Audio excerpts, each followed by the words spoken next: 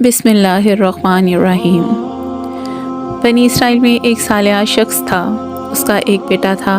جب اس کی وفات قریب ہوئی تو اس نے اپنے بیٹے کو وصیت کی کہ خدا کی قسم کبھی نہ کھانا، نہ جھوٹی نہ سچی۔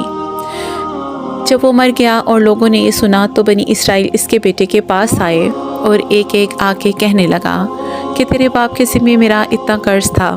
وہ ہر ایک کو اس کے کہنے کے مطابق رقم دیتا رہا، حتیٰ کہ یہ بیچارہ مفلس ہو گیا، اور جب کوڑی بھی اس کے پاس باقی نہ رہی تو وہ اپنی بیوی اور 2 بچوں کو ساتھ لے کر نکل کھڑا ہوا اور دریا میں کشتی پر سوار ہو گیا۔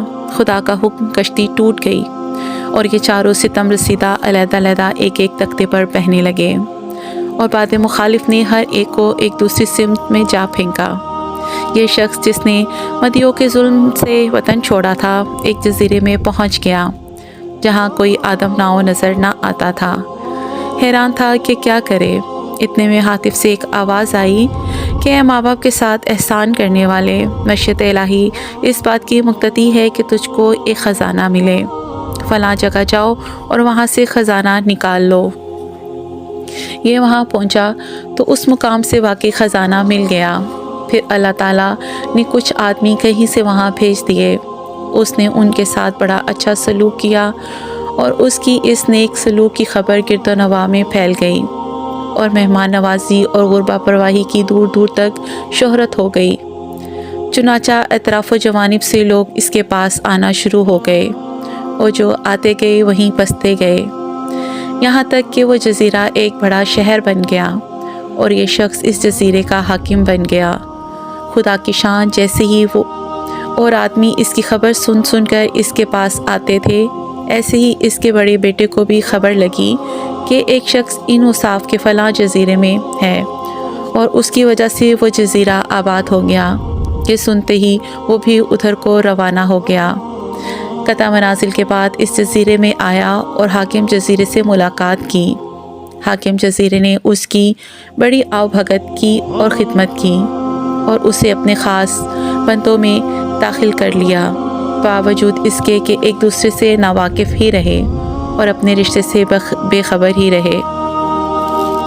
اسی طرح اس کے دوسرے بیٹے کو بھی خبر لگی، اور وہ بھی حاضر خدمت ہو کر اپنے بڑے بھائی کی طرح شرف خدمت سے بہرہ یاب ہوا۔ ابھی تک ایک کا حال دوسرے سے مخی ہی تھا، اب حاکم جزیرے کی بیوی کا حال سنیے کہ وہ کسی دوسرے جزیرے میں پہنچ گئی، اور ایک شخص نے اسے اپنے گھر میں ڈال لیا۔ جب اس شخص کو اس حاکم جزیرے کی سخاوت کا علم ہوا تو وہ بھی اپنی عورت کو ساتھ لے کر اس کی طرف چل پڑا۔ جب جزیرے کے قریب پہنچا تو عورت کو کشتی میں چھوڑ کر اور کچھ ہدیہ لے کر حاکم جزیرے کے پاس پہنچا۔ حاکم نے اس کی خاص خاطر مدارت کے بعد کہا کہ رات یہیں رہو۔ اس نے بتایا کہ میں اپنی عورت کشتی میں چھوڑ آیا ہوں۔ حاکم نے کہا کہ اس کی حفاظت کے لیے 2 آدمی میں وہاں بھیج دیتا ہوں۔ پھر انہی دونوں بھائیوں کو حکم دیا کہ جاؤ اور رات بھر اس کشتی کی حفاظت کرو۔ جب وہ دونوں کشتی کے پاس پہنچے تو آپس میں صلاح کرنے لگے کہ ہمیں اس عورت کی حفاظت کے لیے بھیجا گیا ہے، کہیں ایسا نہ ہو کہ نیند آ جائے۔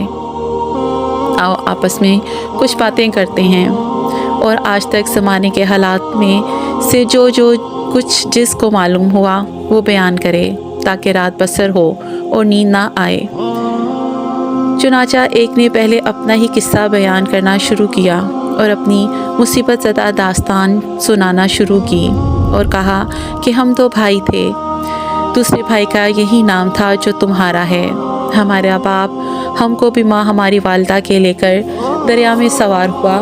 خدا کی قدرت، کشتی ٹوٹ گئی اور ہم سب ایک دوسرے سے الگ الگ ہو گئے اور بچھڑ گئے۔ خدا جانے کون کون کہاں کہاں جا پہنچا ہے۔ جب دوسرے نے یہ قصہ سنا تو پوچھا کہ تمہارے باپ کا کیا نام ہے؟ اس نے بتایا کہ فلاں نام ہے۔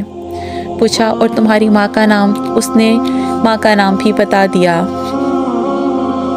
یہ سن کر اسے تاب نہ رہی اور دوڑ کر اس سے لپٹ گیا اور کہا کہ رب کعبہ کی قسم، تو میرا بھائی ہے۔ وہ عورت جو کشتی میں بیٹھی تھی اور جو در حقیقت ان کی ماں تھی بیٹھی دونوں کی باتیں سن رہی تھی۔